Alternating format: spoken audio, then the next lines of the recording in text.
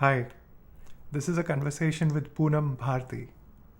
Poonam is a dear friend, a top HR professional, a committed Bhagwad Gita student, and a certified lifestyle and wellness coach from Harvard Medical School. She is also a meditation enthusiast. In this conversation, Poonam invites me to share my journey with meditations and chakras. She asks me about how grounding, breath, and awareness can bring healing, clarity, and even set us on our path to self realization. We explore several practical spiritual insights on how to handle emotions, exploring topics like energy and balance of doing and allowing. This is a conversation about being in meditation. I hope you'll enjoy this. I like my majority of my time for meditation ends up being in the afternoon, actually, when I have finished off the daily work. Majority of the coaching happens in the morning, so second half May it is more free, and um, say the period around 4 onwards. That's the happy meditation time. I was under the impression that you meditate in the morning, like 3 a.m. or 3:30. Has Uh, it changed? yeah, well, it has been with me for some time. Then I let it slip away because there is abundance of time in the day. So I do sometimes in the day these days. And it can also happen sometimes twice in a day. But the afternoon session is generally more pakka. So, thank you for sharing your session the other day. And I think that kind of evoked my curiosity that we should have a slightly lengthier chat. I wanted to understand what exactly was the process all about. And it was very unique because you were recording and you were talking at the same time, simultaneously, which is rather unusual, may have been difficult also. But at each stage, you were able to explain what exactly was happening. So I thought that maybe it's a good idea to just, understand a little bit more about your journey with meditation. So when did you start? How did you start? And what's been the journey like for you? So in 2008 or thereabouts, I was going through a lot. I mean, those are very high pressure times as far as work was concerned. A few serious setbacks in career as well. Even though new opportunities opened right away, but they left me very disoriented and emotionally So extreme. 2008, 2008, you got. Yeah, the run up to 2008. And I felt very as if the proverbial rug was pulled from under my feet. I did not have, as if I was losing my bearing, what is going on in life. And I'd always felt that there is a purpose to it, to life. I felt that there has to be some sort of progress we make in life. It's not just about making money. There has to be something perhaps more essential, more meaningful. But because there was so much money coming my way through career and success and acknowledgement, so I kept pushing that back. But this now had left me extremely emotionally volatile. I felt that there was a lot of stress, there was a lot of urgency of accomplishing great things. There were certain tasks which were really impossible, and winning was so important and essential, creating great impact, etc., etc. So that left me in a emotionally impacted, upset state. And I found that this was that I really needed to sit, and I started craving that some guidance ought to be available on what is meditation, how can one begin. And I've always felt that when we seek something which is of spiritual nature, it is which has got no other objective except for our own rising or coming closer to our essence or to God, then the answer is always just around the corner. We may embrace it or not. And this time it was my boss, actually, Vijay Sharma, who was traveling with me on a flight. and he used to practice Sahaj Yoga at that time. I had followed Satya Sai Baba, and the method of Satya Sai Baba is always about seva and devotion and music and bhajan and seva. Love all, serve all is his central message.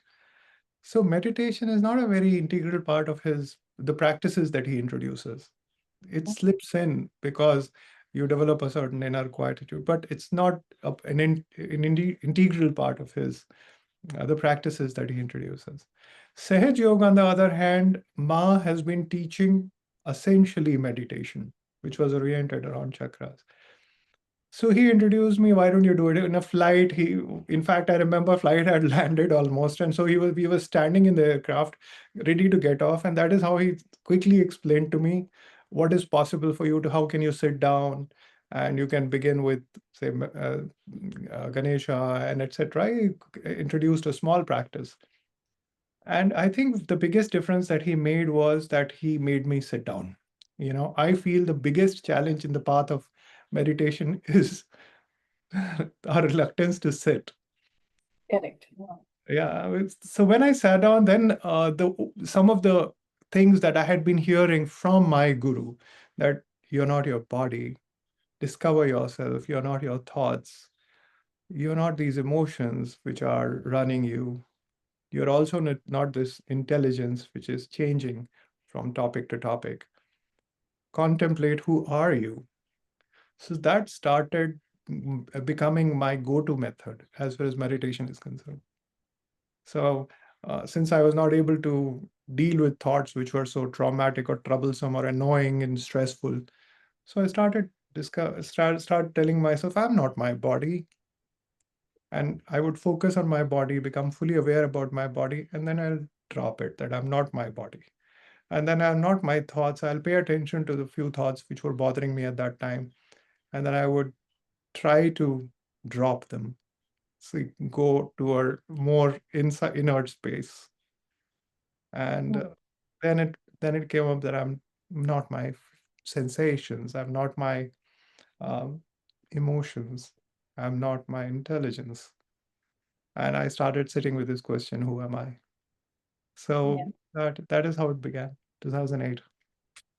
In some of the Yeah, years, so it's I been started. quite some time. Yeah, it's been quite a while that now you've been practicing. Mhm. A lot of people have different ways of doing meditation. Some people say, and a lot of content also available. So some people say that, focus on breath and just, pay attention to your breath. And that leads you into a very, calming down your mind. Of course, I'm sure it does. But then there are some people who do, meditation along with the chakras, and they learn or they train themselves to do that. How have you evolved in your meditation practice in that sense? Because did you learn it from somebody, first of all, to begin with? When you sat down and you talked about that experience, but did you kind of get guided step by step as to how to, start meditating the correct way? And what is the correct way? Um, So I have, the answer is affirmative. Yes, I have been guided. Okay. 100%. There's every bone in my body it affirms that I've been guided, but it's not through a guru outside. Okay. So I feel that we are intuitively guided.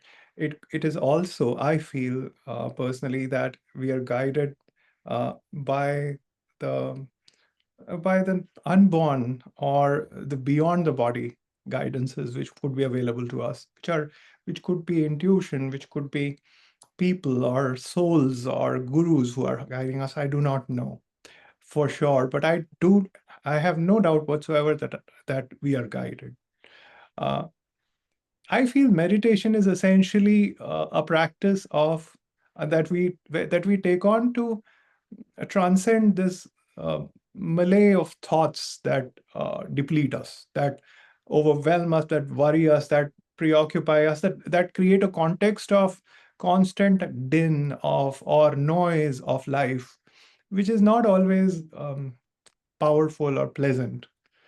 What do we do with ourselves in a certain kind of stillness, to go past them, to transcend them? That I feel is meditation. Meditation is Like, there's so many different ways in which people meditate. One of the methods could be um, from disempowering thoughts towards empowering thoughts. I'm substituting the poor quality of brain or mind or mental activities with something which affirms me, which makes me feel better, more happier, more empowered, more confident, and Calmer also, calmer. yeah. Yeah, and Louise Hay spoke a lot about affirmations, and so many other authors and practitioners have spoken about how meditation can be guided in that method. It's also about guidance, listening to another, say, meditator or a guru or a teacher, taking you through a series of affirmations, or so you are dropping an old mindset and acquiring a new kind of mindset. That is, I think, one. But there could be also something which is a little bit more fundamental, which is simply about letting go. Just Correct. letting um, thoughts, worries, um, concerns, issues that keep cropping our minds, or awareness of noise, or body, or other kinds, whatever is rising, to let that go. So what I mean by let go is also not to push it away. It's as if to open our hand so that it slips away. You know, Hmm. so we so there was a worry that shows up. As soon as I am aware that my mind went in that direction, I let I let my mind become more spacious, and with an intention to let it slip away. And now I progress towards something more subtle. So the idea is to go from more tangible, more gross, towards subtler and subtler and subtler. What's subtler than body? Maybe thoughts. What's subtler than thoughts? Maybe the sensations which are behind the emotions and feelings. What is subtler than those sensations? The quest continues. And that is also a method which our Vedas talk about as Nayati, not this, not this, not this. I'm not this. So you are letting this awareness drop, that awareness drop, with an intention to go towards subtler and yet subtle, or sukshma. So the idea is to keep going towards which is less easy to grasp than what I had grasped in my awareness so far. I think that's another beautiful method of awareness. Ultimately, to land somewhere where there's sufficient slowing down or sufficient quiet to switch the question from letting go, to who's dropping? Who am I being that I'm letting this go? Who is this that is So meditating? I have been speaking to a couple of people who struggle with meditation. Since I'm connected with Bhagwad Gita, when there is a chapter 6, in which in the Dhyan Yoga chapter, Krishna is telling Arjuna that he should actually do yoga abhyasa and actually do yoga, sit down still and let go and all the things that you were saying. And then Arjun responds to him. I think this is verse 34, if I remember correctly, where Arjun says that it's very very difficult to control your mind or to make it still. It is I can actually, and he was very gifted as a dhanurdhar or as a warrior. He says I can control the direction of the wind, but I cannot control my mind. So he says chanchalam hi mana Krishna. And then he goes on to say that is, how do I do it? While you're telling me that I should sit still and I should let go, and I should all the other thoughts, unnecessary thoughts, should fall away, or letting go of them. But how does one do it? How would you answer if, let's say, Arjun was to ask you the same question? Because has it not happened that sometimes when you sit quietly and you are in some kind of a pain, you're going through some kind of a difficulty, it will rather amplify your thought process rather than making it more silent? And some people tell me that they can't sit still if they are very worried, or if they're going through something in life, and they've been told that they've been advised to meditate. When they sit down, instead of calming down, instead of being able to let go, all the worries, all the noise that they're going through, all the pain that they're going through, amplifies. What do Yeah. you talk to me You're about it? absolutely right. Oh, you're talking about this reminds me about it's right now because the practice has been there for a while. It's you begin by letting go very quickly. It happens very quickly to okay for to let the mental activity go because that's the place of relief. You are looking for okay freedom from whatever is the heaviness that the life has generated. But you're talking about this really connects me with the first a year or two or maybe a few months of meditation. But when I remember that um, every noise which is going on at home and around, first of all, even if you are it becomes a part of your effort to shut it out. Can I why can't they be quiet? I'm meditating here. Yeah, you know, and it could be dogs or cars or people or whatever is going on outside. yeah, Till intuitively a thought occurred that instead of this is not working. That I'm trying to push it away and trying to concentrate on the silence. The key is also to let it in and to give up resistance. So if mm, I can acutely focus on the noise, then it becomes a part of me. If I give up resistance to it, then I have included it. Whatever I resist persists. Whatever I can be with lets me be. That means if I can actually stay with the noise and give up resistance to it. If I'm resisting something, I'm attached to it. But if I'm no longer resisting it, I'm giving it a permission to stay, then I can be independent of it and I can bring my awareness to something subtler. It does take a little effort, but I think the biggest challenge the mind creates is the challenge of sitting down itself. The challenge of first 10 minutes, 5 minutes, or even just sitting down, making that intention of sitting down. That there itself a whole lot of things happen. That mm, developing a discipline of just sitting for a few moments. That is yeah, one of the biggest challenges. But once one yeah, begins to sit down, then there is guidance that I feel in my life. I've seen how Bhagavan provides, or your own higher self or soul, whatever you might like to call God, provides you through readings or through something that somebody might tell you or something that shows up intuitively to you, which later you might read, okay, there is literature on this, but how did this show up for you that this can be done? One of the yeah, things that a dear friend told me to do when I was going through a lot of difficulty was, why don't you journal? Why don't you write to Bhagavan, to God? mm, Take up a notebook and write to God for whatever it is that you want to tell God. And I found myself writing not essentially about me or my needs. I started writing and it turned into only I'm writing about my relationship with God or my appeal to God, my requests and my prayers, which were all often about what's going on here, help me do this better. That helped as well. But I feel that to the best way to deal with the resistance that comes in the direction of in the way of meditation is to be fully aware that it is not outside, it is in here.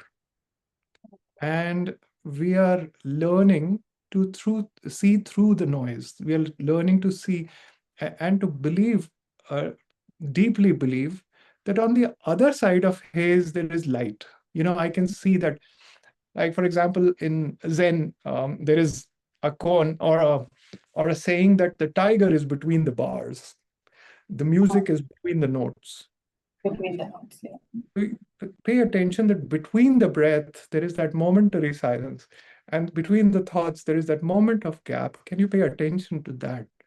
and Mhm, and the more you pay attention to that, the more you are as if, if you are in a swimming pool, you're looking for the firm ground to put your feet on, uh, among a lot of, say, in an ocean, if you're in having among waves, but you're looking for the ground, the awareness that there is a ground underneath, there is the silence which will create harmony. yeah, It's just that I have not yet developed the ability to see it, but let me keep looking. They're bringing great curiosity. Just that is enough, I feel. Yeah. Incidentally, this is exactly what Krishna tells Arjuna in the next verse. And he says, of course, he adds on one more element to it, one more perspective for us to understand and appreciate that. He says that it is with abhyas and with vairagya. These are the two things that you would actually have to keep doing.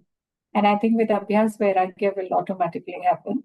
And that's how you will become a better meditator. That's the answer that he gives to Arjun. Yeah.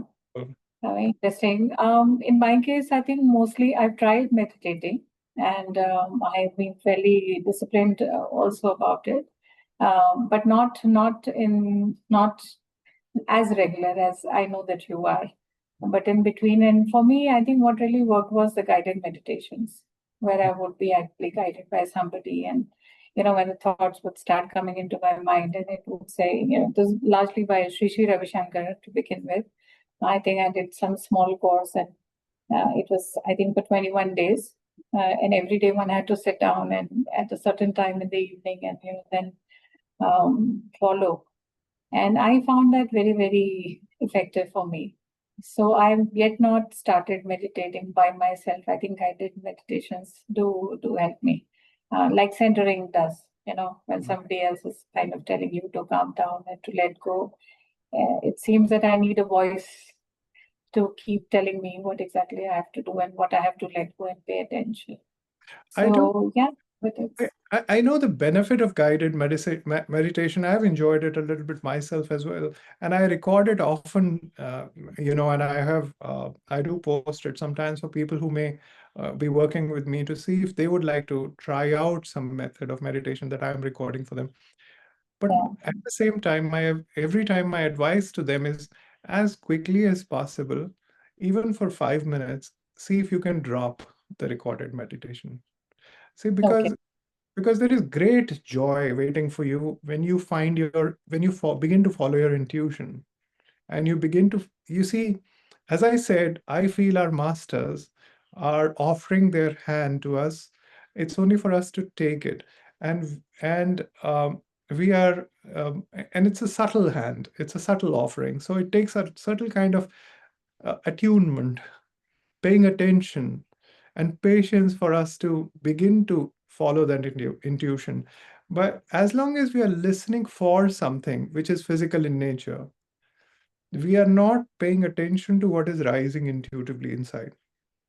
What does my meditation want me to do now? I'm listening for the guidance. That itself is counter meditative. So as you refer to my recording regarding meditation, when I'm in communication, then I can't be meditating during that time. I can't, yeah. So you go out and you come back inside Yeah. inwards again to continue. I get it. Yeah. Interesting. So from 2008 2025, talk to me about how meditation has impacted your life and what has changed, Amit, from the time Oh, prior to you. it's there are so many different stages that I can remember, and so many that I can't. But the ones which are of importance, I feel, is one wherein I discovered that emotions are sensations. We're on the journey to subtle, where it's like the Vipassana kind of awareness. But Vipassana tells you that if it's an awareness of a thought, uh, anitya bodh, you keep paying attention to it without attachment or aversion. You keep paying attention to it. What I'm referring to is to notice if there is an emotion rising, that or a thought rising or a mental material rising. It's actually a physical sensation. Underneath, there is a sensation, and that sensation is very physical in nature. So this practice, actually, what it does, it gets you out of your mind. It starts when you start again and again going towards physical sensations underneath the emotions. Then it heals the tendencies that trigger you. You know, Yeah. the fears that or anxieties or passions or dispassion, whatever it is that moves you, agitates you, you begin to pay attention to the subtle. You are able to simulate those matters which mentally upset you, and now you go underneath and you start paying attention to yourself. For example, see, if I am afraid of something, there is fear present. Now, sitting in a meditation, I'm aware that there is a fear present. Now, the fear is not present as in the word fear, Fear. So, key is to peel away the word fear and look for fear in the body. Fear as an emotion is much more palpable. It shows up as heartbeat, or sweat, or other palpitations. But things like sadness. When I'm sad, then how do I know that I'm sad? If I peel away my thoughts, my conversations about sadness, and I'm not saying that it is not real, I'm saying it is real, but how would I know that I'm sad if I did not have access to language? And at that point of time, you peel away the label sad and you start looking underneath, where is sadness? And you would find, I found sadness, say, in some part of the body. It could be the chest or stomach, or some place where there is a little bit of heaviness or a knot.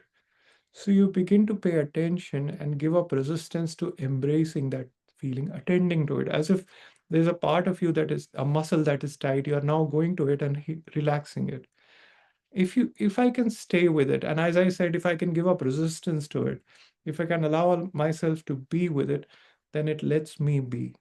Whatever I'm able to feel, I can heal. So it dissolves, and it doesn't just dissolve from what I've been saying about that sadness, what conversations I've been having. It dissolves from the very root that was invoking it.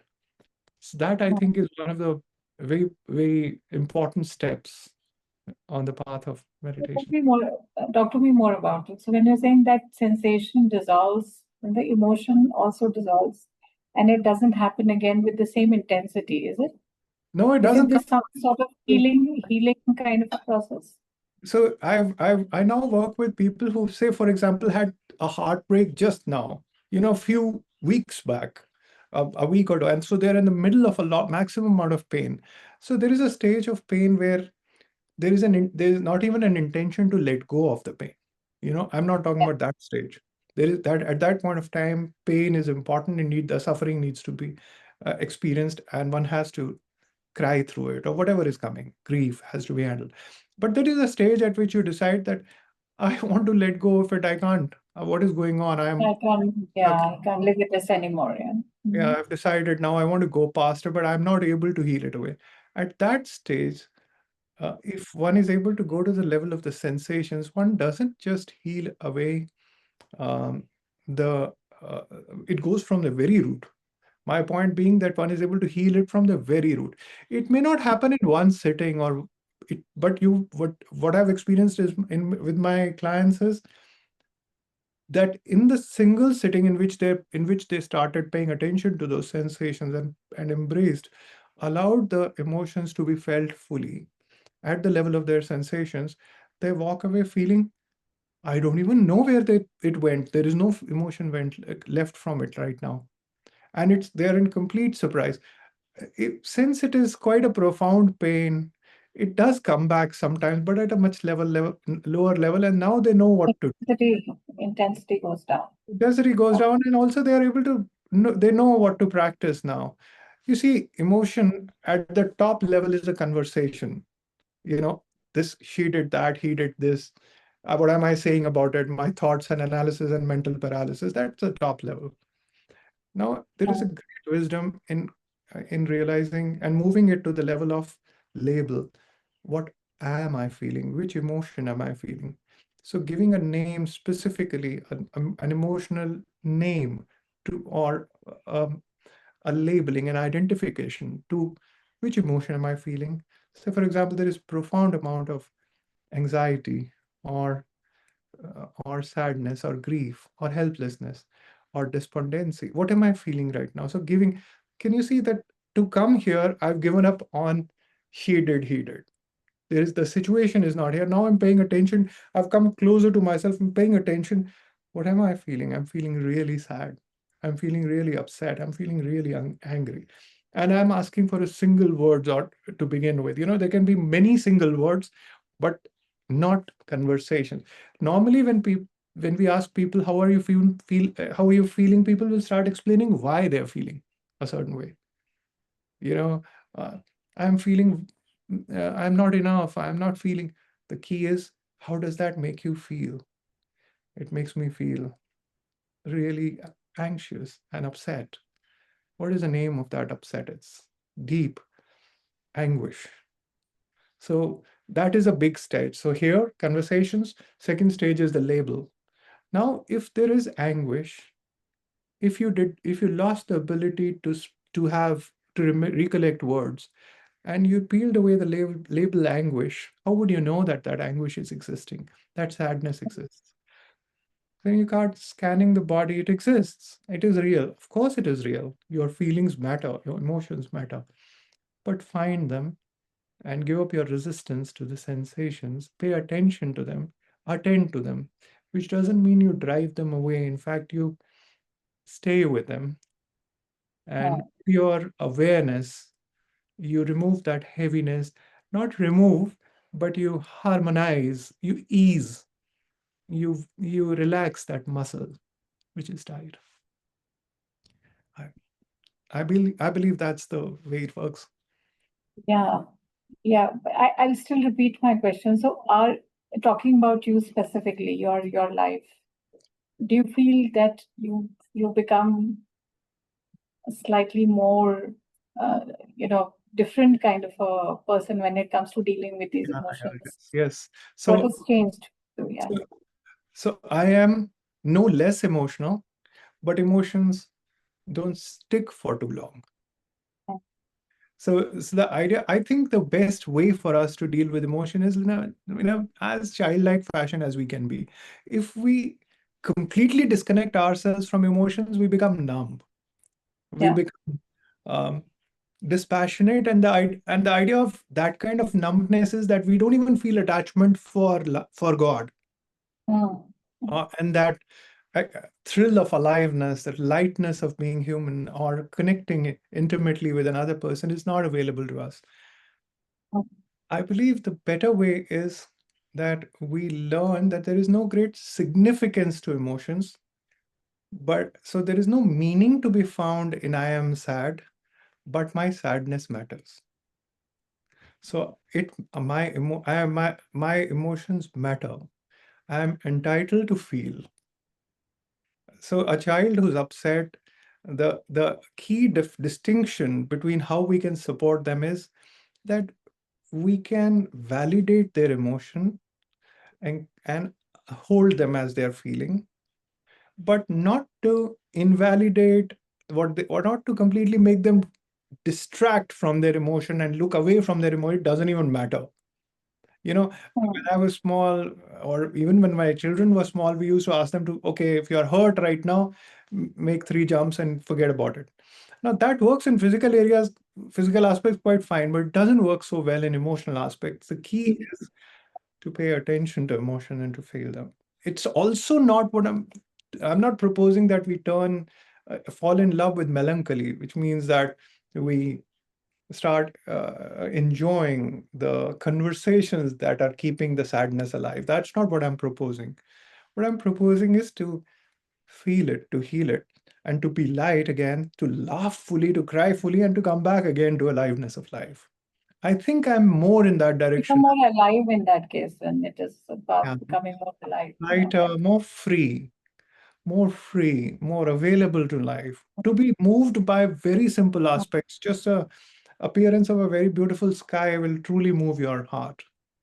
And Mm. and I think that I've come a long way from where I used to be in that direction, at least in terms of aspects of emotion. That is what has changed.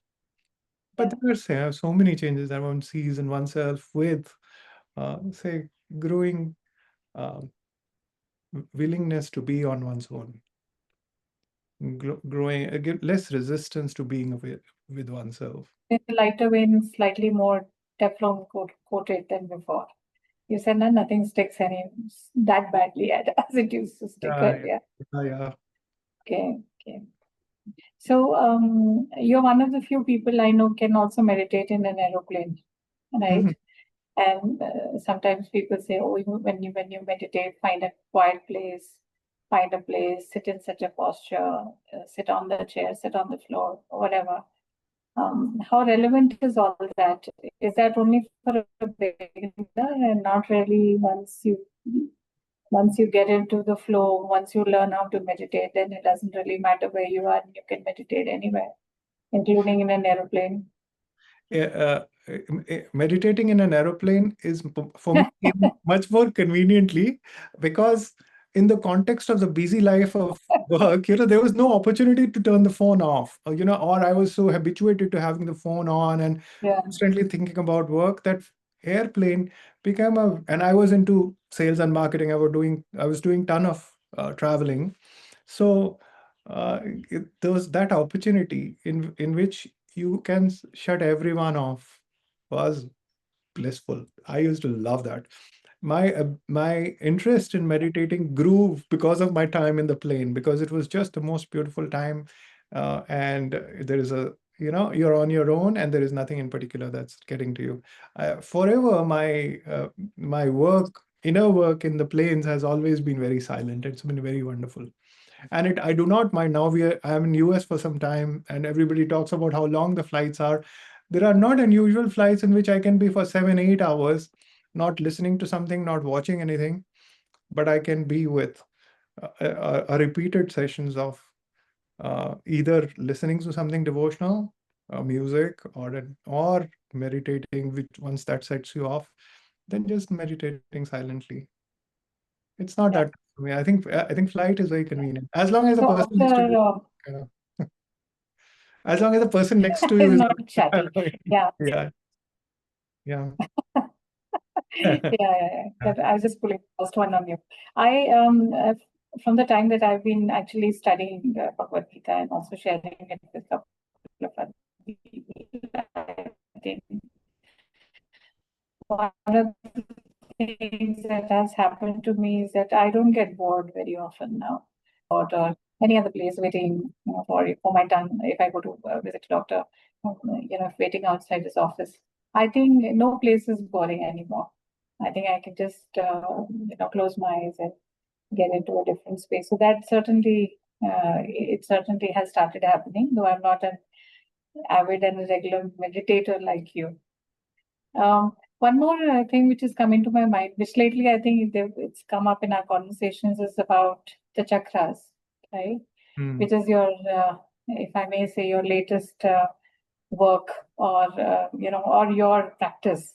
Yeah, it has been around for quite some time, but I think your practice. And you've been alluding to it many times in our conversations. So talk to me about it. What's been your experience, and what is it like Yeah. to meditate on the chakras? And you've read quite a bit about it, so share some nuggets with us. Right. I also remembered that something you asked, I missed out replying on that. Let me come to this in a moment, but Mm. the answer to that question, you spoke about a place to sit and a system to develop on meditation. I think it is, uh, my guru says in his books, Dhyan Vahini, that Satya Sai Baba has written as well, that it's important to sit at the same time, preferably at the same place, a sacred Mm. place that you identify for yourself, preferably at the same time of the day that you would. I have done majority of my work either early in the morning, as you know, or quite often even before sleep. So an hour of meditation, hour and a half of meditation before sleep is not unusual. That's how it started, because I had great difficulty falling asleep with stress, or even in when I would be exhausted. So I'll be sleeping, but yet my mind will be working on this task or that task. So that meditation really made a difference. Okay, about chakras. It was such an enigmatic topic, and it was breath, pranayam, energy, chakra. I couldn't understand anything about it. In fact, people used to talk about feeling energy in religious places or spiritual places. I used to feel none of it. I couldn't understand what are they talking about. What does it even mean? So that curiosity, I remember even in 2010 or thereabouts, I went for a pranayam course to Rishikesh, and I stayed for some time in Swami Rama's ashram and trying to understand what is breath and how does one pay attention to breath and how does that help? Because my way of meditation was essentially dealing with mind and let that go, and then watching what wants to show up. So, it was. So I was not doing. It wasn't subtle enough to get settled on a breath. It was maybe not. So it set me in the direction of a lot of curiosity and took me to uh, ultimately to some breathwork programs also. You know. Yes. Now what I can say about chakras or energy is all of us every day are experiencing and living with a sense of aliveness, confidence, and those things, those positivity, those that is coming from a certain kind of energy, which life is, which I am. And to be able to isolate it, separate from thoughts. When we talk about confidence or say aliveness or I say um, happiness or bliss, we immediately relate it to what about. Okay, Uh, confidence, how does it show up? Does it show up in personality? Does it show up in thoughts? Does it show up in how you behave in a certain setting? It's isolated from that when you're actually looking within you and when you begin to pay attention that, okay, there is uh, a great feeling of great awareness of aliveness growing in you, great uh, strength, empowerment growing in you. If you're feeling great amount of coming together growing in you, you're feeling more energized, you're feeling more confident, you're feeling more love, you know, without paying attention to what's going on around you. It's got nothing to do with there. Now, it is available to us, but we are not attuned inward to pay attention to it. So we are actually paying attention to it outside that I'm feeling really great amount of love today for my children, or I'm feeling happy about work, or I'm feeling energized about feeling working out. energetic. Yeah. Yeah. So the distinction is that if we turn it inwards, that then and we start to pay attention, then each energy center has a certain kind of personality aspects that strengthen us.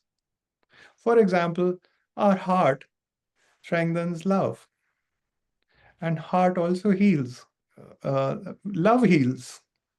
So Agreed. heart also heals a certain kind of troubles. It heals certain kind of overthinking, trauma, stress. Heart-centered breathing heals that.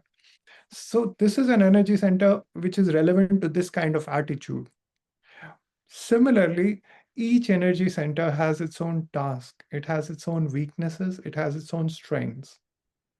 So now awareness about what is this energy center about? It gives us an ability to pay attention to energy there. What is energy doing there? And when I'm saying energy, I'm just saying this sense of attention to aliveness, attention to uh, waking up, to attention to being uh, lit up, being to breathing into that center. Say concentrating on that center gives us an ability to overcome a certain kind of weaknesses. And I can focus on that energy center. Say, for example, the center responsible for power is Manipura. Now, Manipura is center which is in solar plexus, which is between our navel and the rib cage, is the beginning of the rib cage. Yeah.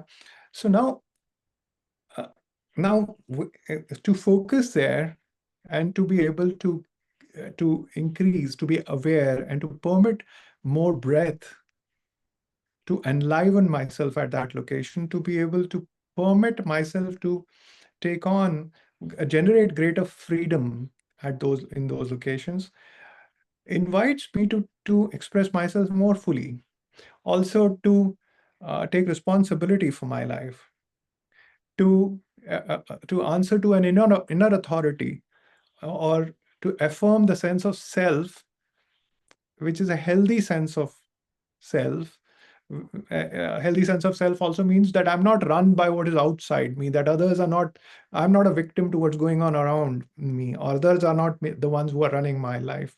I am actually governing, I'm generating my own life experiences. I can impact my life.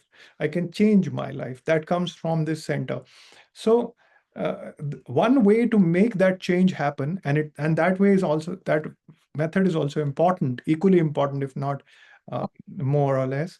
It is to change my thinking that you are responsible. I am willing to be the cause of what is going on in my life. I can change things in my life without changing. Sorry, can I just jump in? Sorry. Sure. Just to elaborate. Sorry for this. You No. said something very significant, and I think in this moment it warrants a little bit more elaboration. When you said this chakra has there's strength and there's weakness both, right? In the same place. So when it gets, you mean to say that when it gets healed, then you switch on the power button of the same chakra. Is that what you? Yes. Is that what you're Yes. explaining? Yes. So Okay. therefore, when, if somebody is, say, for example, lacking. So one is, there are several people that I can think of who come during coaching who are in a victim mindset. That means they've got somebody to blame for whatever is going on in their life. Like, my boss is like that, my career did not happen, my this did not happen, and right now my health is also impacted by this, my children are there like this, that. So there's hajar things to complain, but at the same time, I am not the one who is making it happen. Now this attitude, it's actually a disempowering attitude. It's an attitude wherein I am not the one who is master of my life. I do not have the internal government, internal authority really established. That's Manipura. So the weakness is reflected in an aspect of victimhood, lack of willpower, feeling stuck in life, repeating the same patterns. These are the aspects of weakness of this. The strength is in this direction. And now you can also see that strength can also, an charged chakra of Manipura can also cause one to have a very inflated self of ego. Hmm. It's my way or highway. Now, because the energy got stuck and there's too much emphasis, it didn't go to love. The next center is love. It didn't go. There's no expansive sense of investment into other people, a selfless, Expansion. Yeah. yeah, or selfless sense, investment of selflessness into other people around me. That didn't happen. So it's all about me. So it can go both ways. It can be about an overcharge or a deficient chakra. And you can see that it also has something to do with thinking as well, which we are Hmm. focusing on Manipura right now. It is about improving my thinking. It's also improving my attitude, which is about chakra, which is the chakra method. Now, both of them are important. My point being that if I become powerful in the experience of working on my chakra through pranayam, through breath, through meditation, I'm actually strengthening my inner power, but I retain an old mindset of thinking. Then, as soon as this ends, this wants to come back in. So, it's also important to change my thinking. Okay. It's also important to let go of the old mindset. But to let go of the old mindset, if I have not transformed, the body is not transformed, there is no capacity in my physical, my essential self to take on a new way of being, then just changing the thinking is not sufficient. That is where the chakras work comes in. That is where the pranayam comes in. That's where breath comes in. So my thinking can change through breath work, or it is the how does that happen? Is it During through that some kind time, of technique? beautiful. So your Oh, question, can my thinking change through breath work? My answer being yes. But if your old habit doesn't go, then your old thinking will come back in. Let me give you an example. If you breathe in with great energy and rigor, at that point of time, you do feel more peaceful and more confident, more calm. So the chakras are energizing you. Your vertical column is energizing you, but you have not healed your old way of thinking. So when you stop that, your old thinking again comes in. oh, Now the distinction is also, what if I keep changing the thinking, but I don't do change my posture. I do not change my breath. I do not change paying attention to generate freedom in the energetic level as well. Then the thinking is under pressure. Even if I've generated a new kind of thinking, nothing new can begin because I am not yet fully capable. I don't experience it physically. It's just at a level of thinking. This generates a palpable physical experience of self to shift. This generates a thinking level or to change. Both need to change for me to transform. Does that make sense? Yeah, yeah. It's all sinking in. I'm just thinking if, and so therefore, if the energy moves from the Mooladhara right up, which I think was there in your meditation, which got me excited to have this conversation. Can you just briefly touch upon how the energy actually then moves from Mooladhara and what transformation happens, or what at a feeling level, or at the emotional level, or at the thought level, what changes do you experience? Is it like a rainbow that you experience different sensations, different thoughts, different emotions at each chakra level? I Can you can distinct? I mean, is it distinct, or what really happens? What's the I experience like? let me share what is it like for me. I believe that experiences could be different, so I am sharing from my experience. People talk about rainbow because some people are more visual in nature than I am perhaps more I'm paying attention to the senses as it is paying what's actually happening, Sensation. sensations. So the Mooladhar is about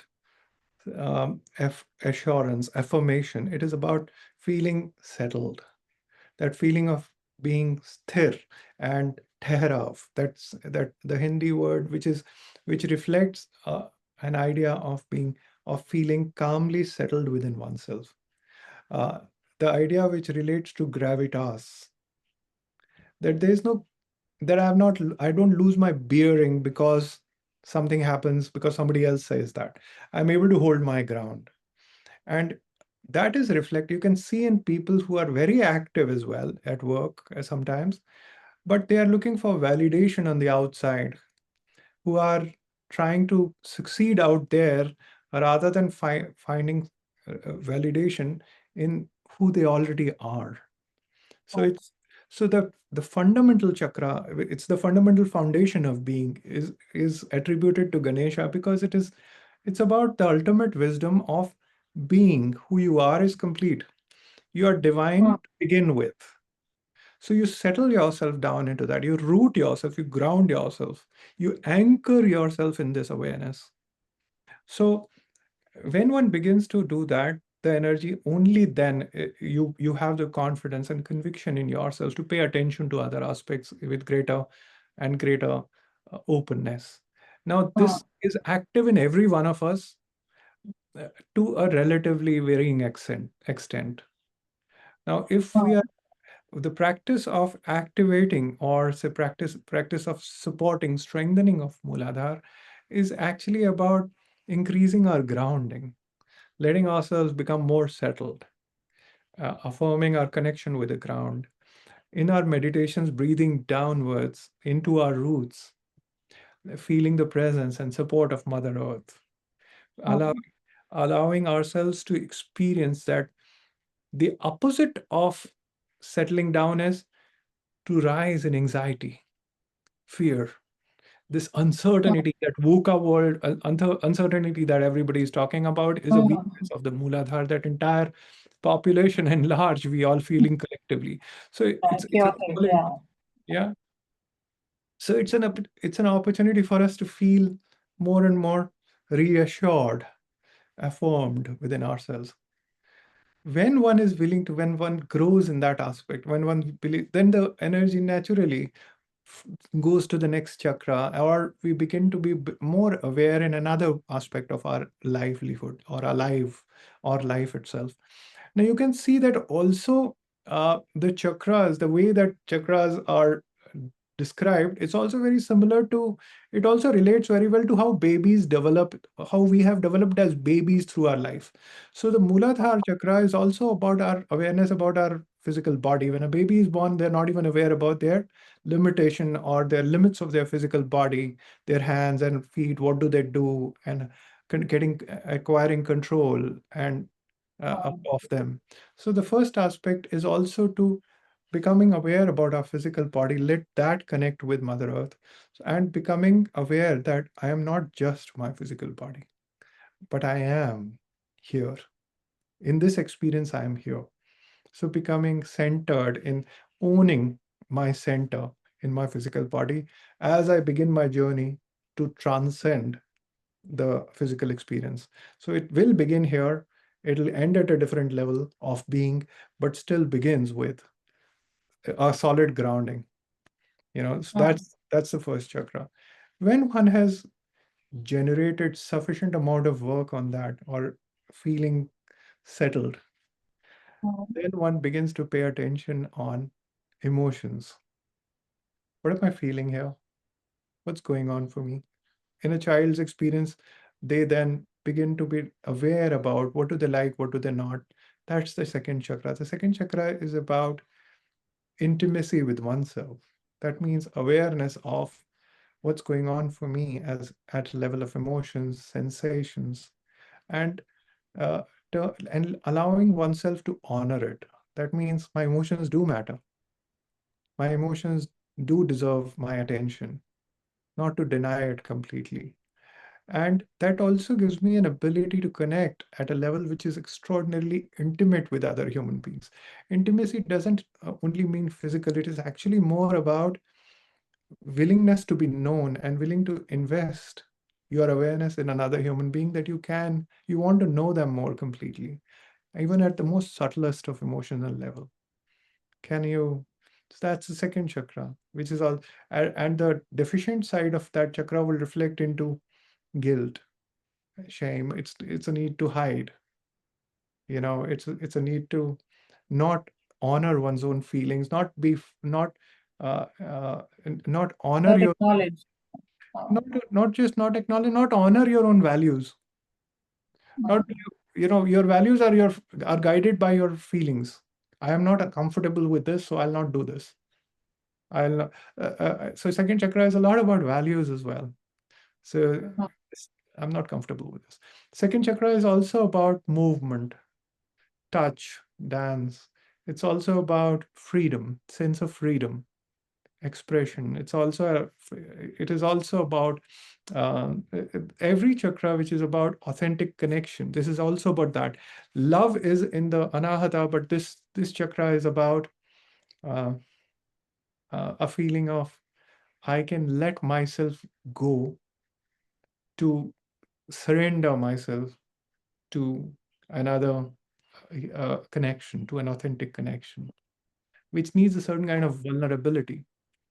And you can see the vulnerability can only come when I'm internally settled. I can only let something go when I have something. When I'm Yeah. assured, I can let go more. That's the second chakra. And then there is more. Should I continue describing them? That what you were curious about? Sure, sure. Why not? The Yeah. third is, as I said, it is about willpower. It's about turning the freedom that has risen from the second chakra, Swadhisthana, to Manipura, ex, and permitting it to explode into an impact of action. I can do anything. I can transform my life. I can transform my experience of being available to life. I can make an impact out there. I have a very strong willpower. I can change things. I can make things happen. That's the third chakra. It's also about self-responsibility. The opposite of that is self-doubt, or do I matter, or feeling stuck, procrastination, the perpetual feeling that everybody has, that I am not clear. This is also another matter of this chakra. This is also um, about confidence. It is also about I am clear about where I stand on this, willingness to assert very clearly, because this is a chakra of action. And it is represented by fire because this is about aliveness, it's about impact. And it is about willpower. The next chakra, Anahata, fourth, is, as we said, it's about love, but a love which comes with selflessness. The third chakra is about self. It's about a strong sense of self. It's about ego as well, a healthy sense of ego.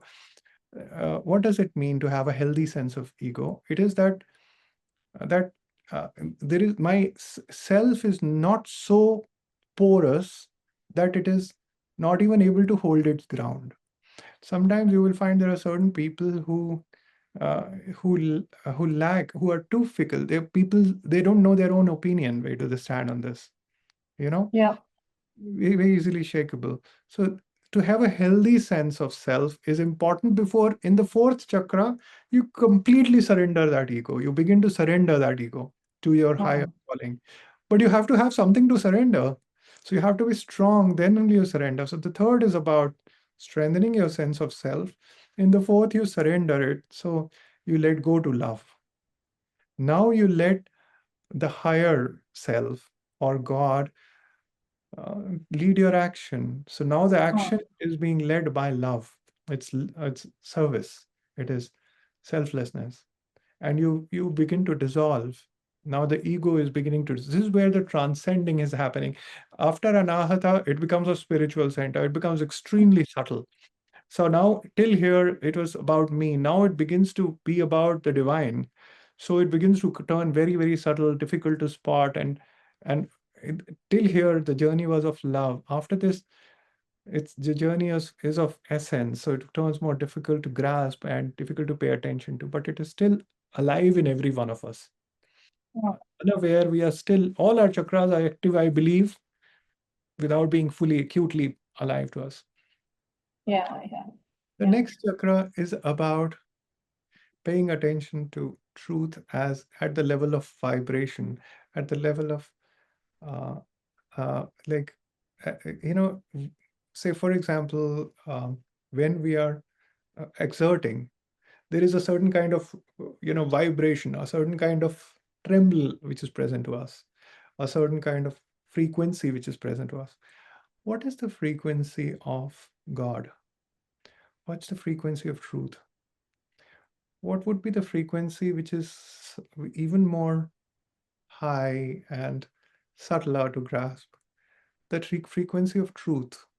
So the ability to sense one's own truth as it is rising intuitively from great depths of being, to be able to voice it is to speak with silence. That one is not speaking to convince, one is not speaking to convey or win over.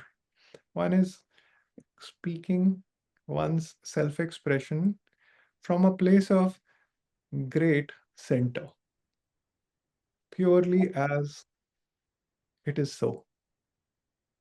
So, this chakra is about meditating upon that frequency of silence. Yeah. Mm. As one begins to pay attention, the energy will spontaneously rise to the next, where now the same experiences begin to turn into sights or sounds which are not physical in nature, but you are actually paying attention to attunements of intuition or presentations from, you're paying attention to acute subtleness. You know, what is what's rising? What's rising is my vision when I'm not paying attention to the physical eyes.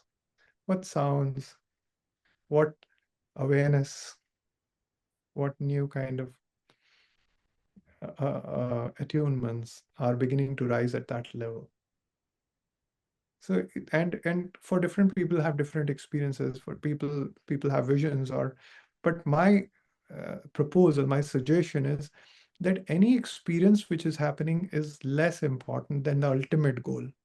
So the chakras have and they are strengthening the ultimate goal. The Sahasrara is the goal of discovering who you truly are.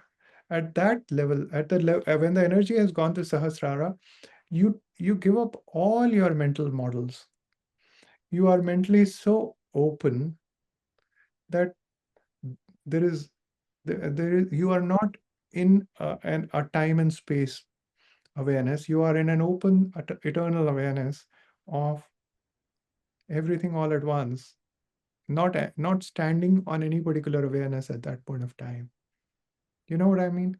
So at that point of time, you are willing to let go of yourself as anything that you knew, and any way of describing yourself. You let yourself go. And if you ask, at that point of time, you're actually standing in the truth of your own being you. And that being you, standing there, you cannot describe. You come down and you begin to talk about it in a fashion which is not going to do justice to it. Mm. This Mm. is what the journey is like. And breath work, breathing powerfully up and down, really a lot of oxygen through the system, opens this channel as well. But if it does not accompany correction of our thoughts, then there are great risks involved. Because as this energy is rising, it generates a certain kind of thrill in you, this feeling of power, feeling of great amount of love and happiness. It generates great amount of aha in you, happiness in you. Now you begin to empower that. You begin to clench, or you begin to intuitively follow the Pingala side of expression, which is about using the force to awaken it. The key is to use Sushumna. So you have balance with Ida. I don't know, I'm getting a little bit technical here, but the idea is not to force, but to witness it. So no, it is relatable because at a certain point, I mean, in different instance or listening to different content and in multiple platforms, reading books, I know at a certain point in time, I have read of incidents where one reaches this level of elevation, and somehow or the other turns into a very different kind of a personality. Where you start exerting a lot of power and authority and aggression and completely different from where you started the entire journey to become more loving and gracious and to surrender to God, becoming somebody who has now understood energy and starts to use it to dominate. And there are some examples, even in the spiritual world, there are some examples which then went completely haywire.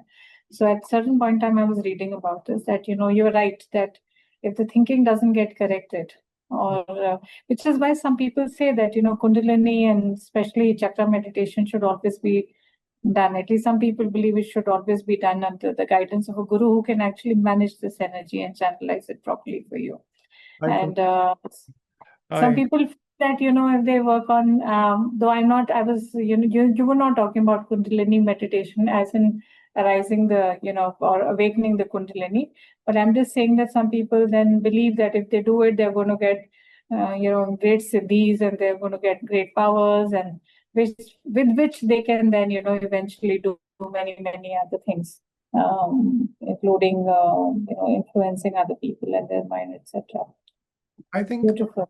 this is the same energy, and the power that the way the as far as I have learned to relate to it, it is about a human power of living healthily, or balanced, or connecting healthily, or impacting healthily, or serving the spiritual purpose. That's a siddhi, no less, as well. Mm. It's about having a balanced and good life. I am sure there must be more possible, but that's not something that I have any access to or experience with. But Mm. yes, I completely respect and honor that Kundalini raised through pranayam is a much quicker method, which means that powerful breath work, great amount of breath working through. I went to a breath work course, and I Yeah, saw you've done that course. Yeah. energy. You breathe so much energy through yourself for a few minutes or hours of complete breath, that there is great aliveness that you feel, and that is this kundalini which is going up and down. But that is a forced method. That's a method Mm. of you're exerting upon it. And from the literature that I have read, it's my feeling that that this is this the it's a gentle growth is better, because as it is becoming affirmed, as it is opening the channel of Sushumna, it is also transforming you.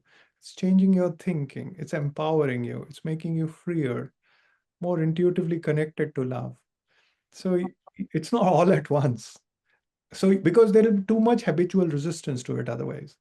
What is all this? There's a euphoric feeling of connection, but there's physical resistance as well. Also, I suspect that there is a body adaptation as well. The energy, as it is surging, your body is learning to adjust to it. I've noticed that as one meditates, your body also changes in posture during meditation, wants you to be responsive to it. And as the energy is rising, sometimes to facilitate its rising, you're maintaining another kind of posture. You're pulling your energy up by awareness of, as if, and you're not letting yourself be loose. The idea is to be soft and supple. That's Ida. It's to pay attention and to witness its rise, not to force its rising. The middle path is, so on one side it is doing, the other side is permitting, and in the middle the balance of being is. Yeah. Sushumna is about being. Fantastic. Fantastic. So Good. So I think long it's long conversation. conversation. Yeah, it's a long one, but an interesting one. So you also mentioned in our last conversation that you started using this as a part of meditation, as a tool also too in some of the coaching sessions.